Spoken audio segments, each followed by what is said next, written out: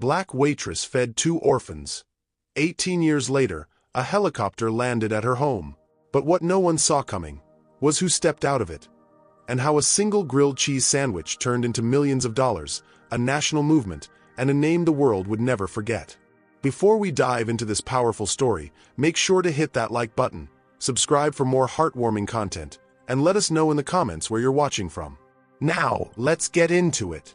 It pelted the greasy diner windows like a fistful of gravel, drowning out the hum of the broken jukebox in the corner. Inside, the lights flickered above counter stools that hadn't seen a new customer in over an hour. The Midway Diner didn't attract much past midnight anymore, not since the highway was rerouted. But Elena stayed, not for the tips, but because this was the only place that didn't fold in on her after her husband left and the kids grew quiet. She balanced a tray of grilled cheese and watery tomato soup, setting it down with care in front of a slumped-over man who smelled like regret and gasoline. "Thanks, Lena," he muttered without looking up. "You gettin' home all right, Mr. Cleaver?" He nodded, and she let him be. Sometimes people didn't want conversation, just warmth, even if it came from a chipped coffee mug and a stranger's gentle voice. The door flew open. A gust of wet wind slammed into the booth walls. Elena flinched, hand instinctively going to the apron pocket where she kept her cigarettes and the crumpled photo of her boys from 7 years ago, before the courts got involved. 2 children stood in the doorway. A boy and a girl, no more than 7, maybe 8, soaked to the bone. Clothes stuck to their limbs like peeling bandages. The boy's shirt was 3 sizes too big, the girl's hair plastered to her forehead in matted ropes. Neither said a word. Elena blinked once. Then again. Behind the counter, Marty, the cook, leaned out from the kitchen window and scoffed. "We closin' soon. This ain't no shelter." Elena turned sharply. "They're kids, Marty. And kids ain't got money. Same rules as always." The girl's lip trembled, but she didn't step forward. The boy gripped her wrist like a lifeline, eyes scanning the booths, the exit, her face. Elena dropped the coffee pot on the burner and motioned them in. "Come on. Sit. You're shaken." They hesitated. Then the girl moved first, dragging her brother toward a booth. Their shoes squelched on the tile. Mud smeared the vinyl seat. Marty barked from the back. "Don't get soft now, Lena. You start feeding strays, they'll start comin' in packs." She didn't answer him. Her hands moved without permission, grabbing 2 bowls, spooning soup, cutting grilled cheese. The tray trembled slightly in her grip as she carried it over. The kids didn't speak when she placed it down. Didn't thank her. Just looked at the food like it might vanish if they stared too long. The boy finally reached for the sandwich. Bit into it like he'd never eaten in days. Maybe longer. "You 2 okay?" she asked gently. No answer. The girl blinked, eyes red, but said nothing. Elena lowered herself onto the edge of the booth. Close enough to see their hands. Dirty. Fingernails crusted with grit. The boy had a purple bruise on his forearm. Round, angry. She recognized it. That shape. That kind of pain. Her throat tightened. "I ain't a skin to pry," she said, voice low. "But someone hurt you?" The boy's chewing stopped. The girl looked away. Marty stormed out from the kitchen, wiping his hands on a filthy towel. "What'd I say? Ain't a damn soup kitchen. They gonna pay you in rocks." "Put it on my shift," Elena snapped, standing. "You're gonna get fired. I've been fired before." She stared him down until he muttered something and disappeared back behind the swinging door. The girl finally whispered, "We ran." Elena turned slowly. "From where?" The girl didn't answer, just glanced at her brother. He still ate like every bite had a deadline. "We didn't mean to steal the blankets," the girl added. "But he hit him. And I couldn't." She trailed off. Elena's breath hitched. For a moment, she saw her own son, Darnell, standing there. Same small fists. Same wide, stubborn stare when he tried to lie about bruises he got at the foster home. Something fragile split in her chest. She pulled her apron strings loose and dropped it on the counter. Walked into the back room. Grabbed 2 clean towels from the staff shelf, a ratty hoodie she kept for late walks, and a half-empty bottle of ginger soda from her lunch bag. When she returned, she set everything down quietly. "You don't gotta talk," she said, eyes on the kids. "But you can stay here tonight.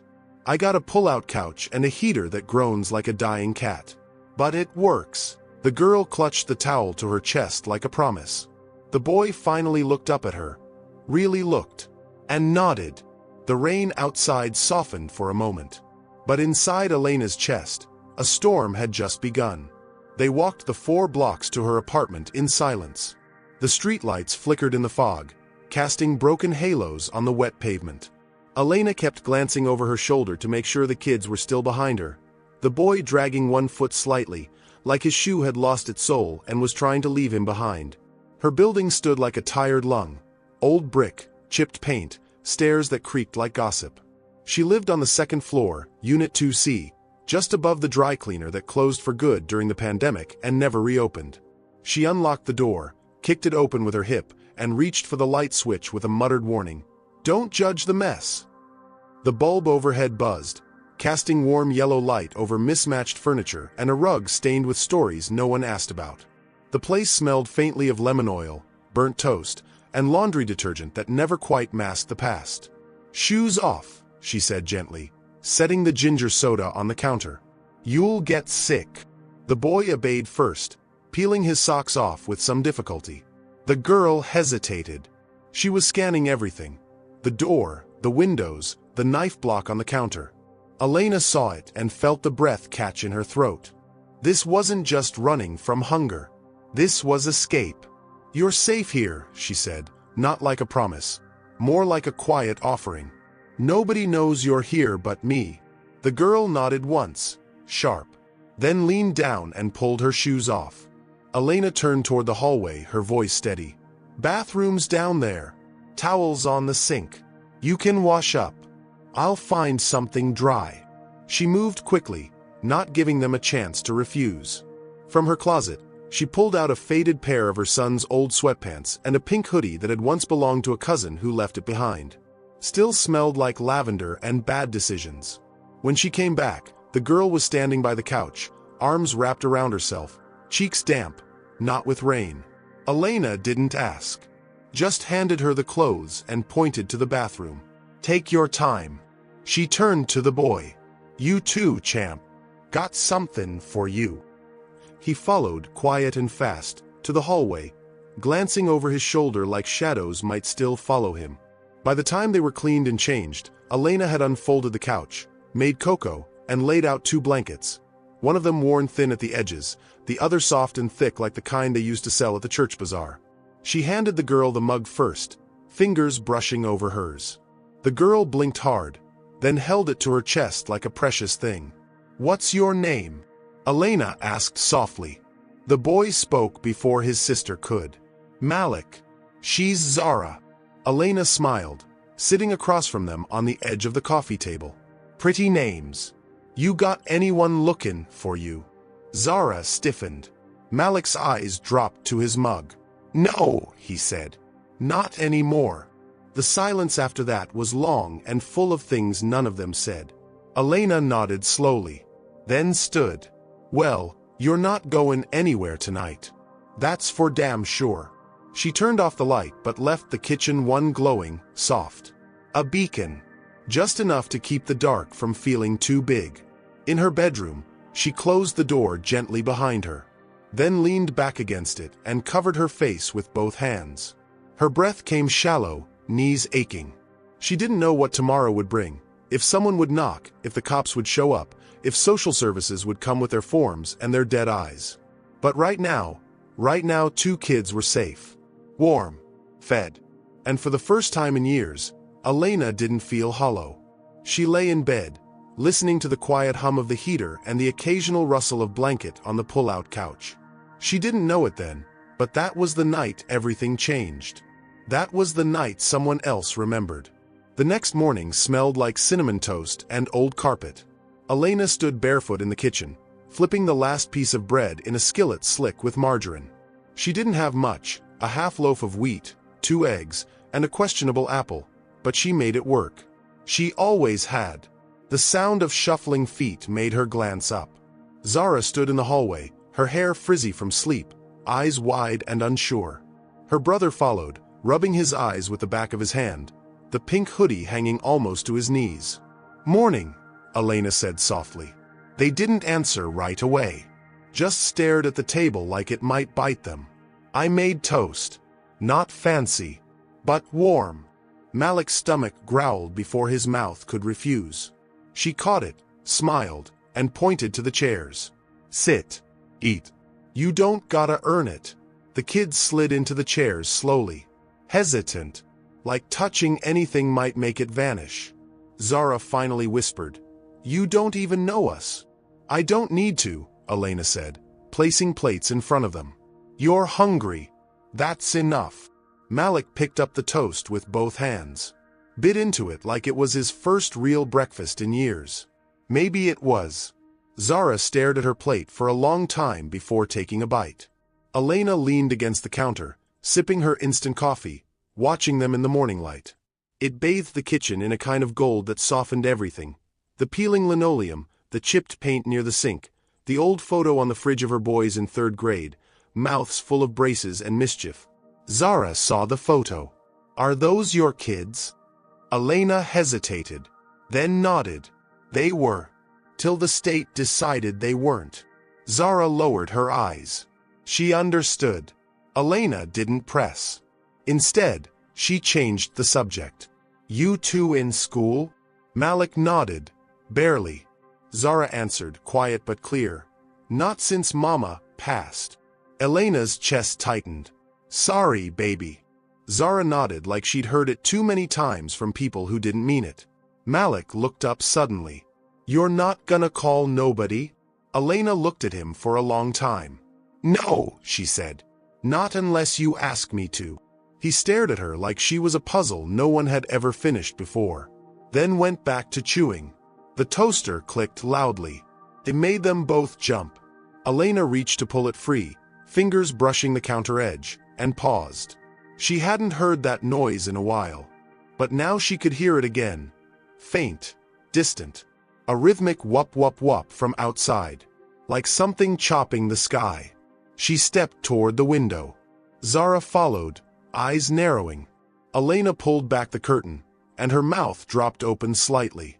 Across the street, just above the high school football field, a helicopter circled once, black, sleek, military style.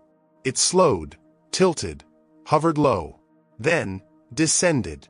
"Someone's in trouble," Malik murmured. Elena didn't speak. The chopper touched down with a burst of wind that blew old flyers off the fences. A side door slid open. 2 men stepped out. Suits. Sunglasses. Not cops. Zara turned to her, suddenly pale. "Should we hide?" "No," Elena said, though her voice wavered. "Not yet." Her phone buzzed on the counter. Unknown number. She hesitated, then picked up. A voice on the line. Clear, warm, precise. "Miss Elena Morris." "Yes. Please don't be alarmed. We're here on behalf of Mr. Malik Thomas and Ms. Zara Thomas." Elena's eyes flew to the children, who looked just as confused. "We'd like to speak with you. In person. 2 minutes." The line went dead. She stared at the phone, then at the kids. Zara's mouth moved. "What's going on?" Elena shook her head slowly. "I don't know." There was a knock at the door. 3 slow taps. Then silence. Elena walked toward it, heart racing. She opened it half an inch, chain still latched. 2 men in black stood outside. The one in front smiled. "Elena Morris," he said again. "I promise we mean no harm, but there's someone waiting who very much wants to thank you for something you did a long time ago." He held out a small envelope. Inside it, a photo of 2 kids, muddy, cold, sitting in a booth. And in the background, Elena, pouring soup. Elena stared at the photo. Her hands trembled, thumb brushing over the grainy image. It was her, unmistakably, caught mid-motion, ladling soup, mouth slightly open like she'd been talking. The same apron, same diner light, same storm-glossed windows behind her. But it was the faces that broke her. Zara. Malik. Tiny. Weathered. Frightened. She blinked hard. Her vision blurred, then cleared. Where did you get this? She whispered. The man in the suit replied calmly. From Mr. Thomas's private archives. He's been looking for you. Elena turned, slowly, toward the kids. They stood behind her now, shoulder to shoulder. Malik's arms hung at his sides, stiff. Zara clutched the edge of her sleeve like she didn't know what else to hold on to. The man continued.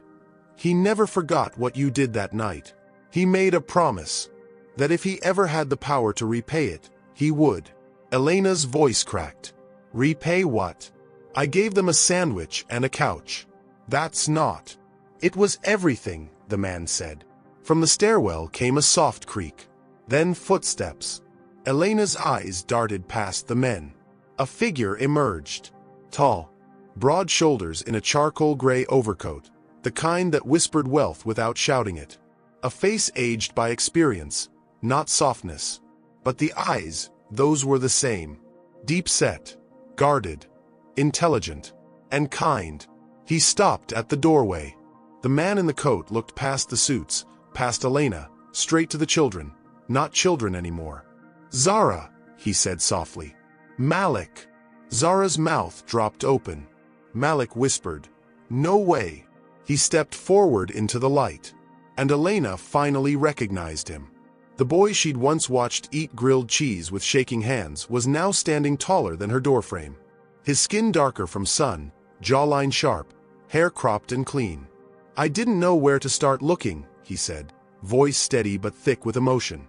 The diner was gone. The town changed. But I remembered your name. And your kindness. Elena couldn't speak. I run a foundation now, he continued. Zara runs the education programs. We work with kids like us, the ones who fall through the cracks, the ones no one sees. Zara's eyes were huge. You're him. He smiled gently. Took me a while. A lot of bad turns. But yeah, I made it. Elena's legs buckled, and she gripped the doorframe. You, what are you doing here? I came to bring you something, Malik said. He reached into his coat pocket and pulled out a thick envelope. Handed it to her with both hands, like something sacred.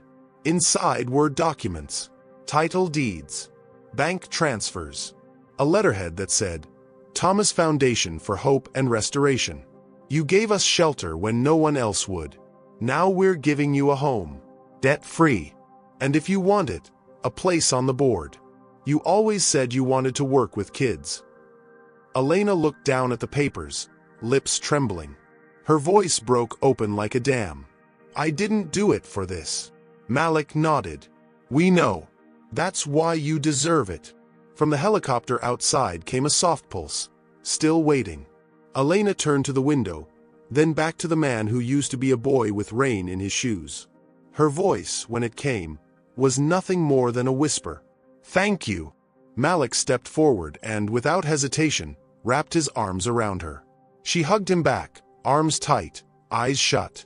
Zara moved in too, and the three of them stood there in a knot of memory, grief, and joy, past and present braided together in silence.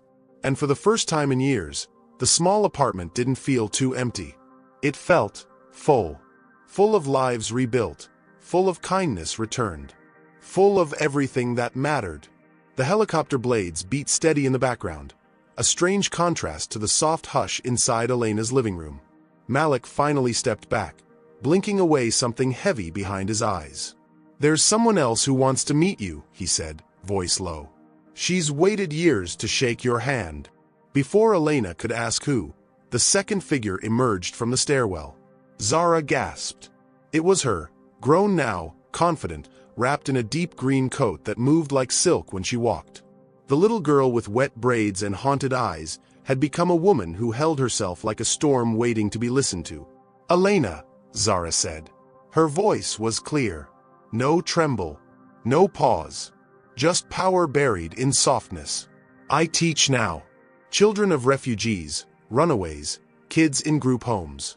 The ones with too many files and no advocates. You taught me how. Elena blinked rapidly, heart caught between joy and disbelief. You were a little girl, she whispered. So quiet, so scared. Zara stepped forward.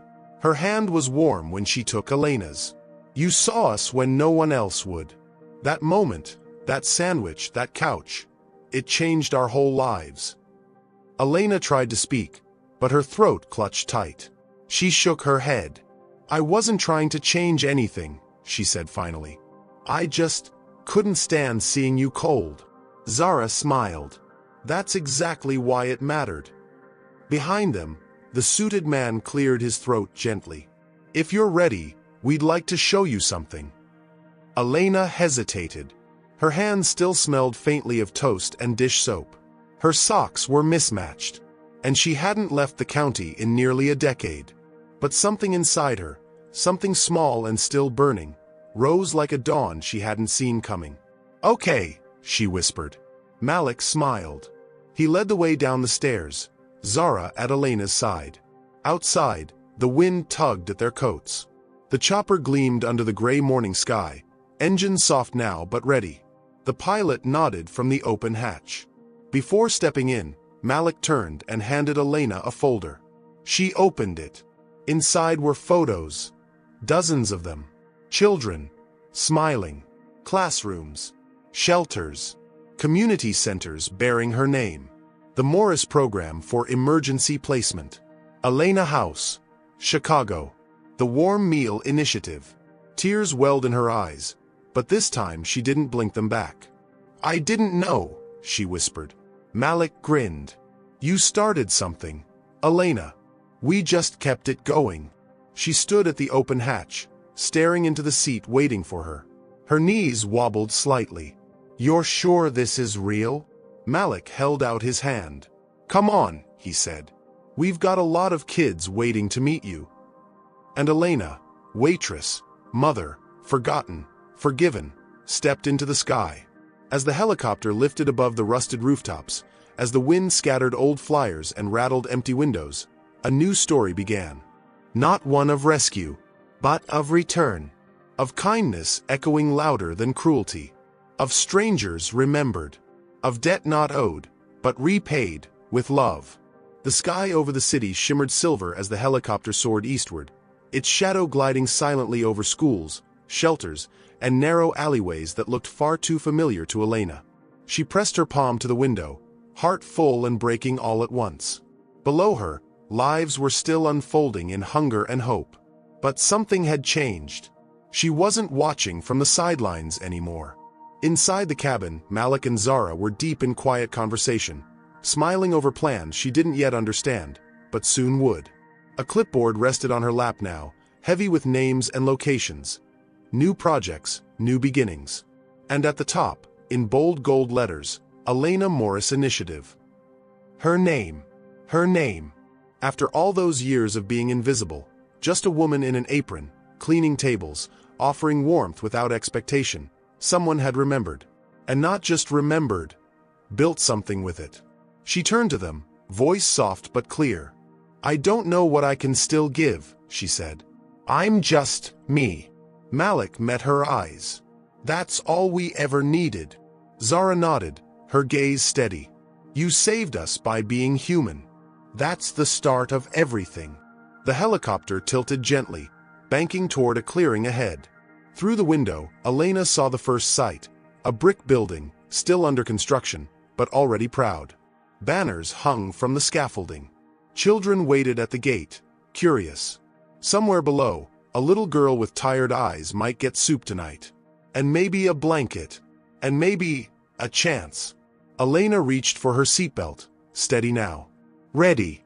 As the helicopter descended, the wind swept through her soul like it was cleaning out years of silence and sacrifice, making space for something new. And when the wheels touched ground, she smiled. Not because of what had come back to her, but because of what she could finally give back, with her whole name. And this time, the world would remember. Fade to black. A single line appears on screen. Kindness never leaves. It only waits to be returned.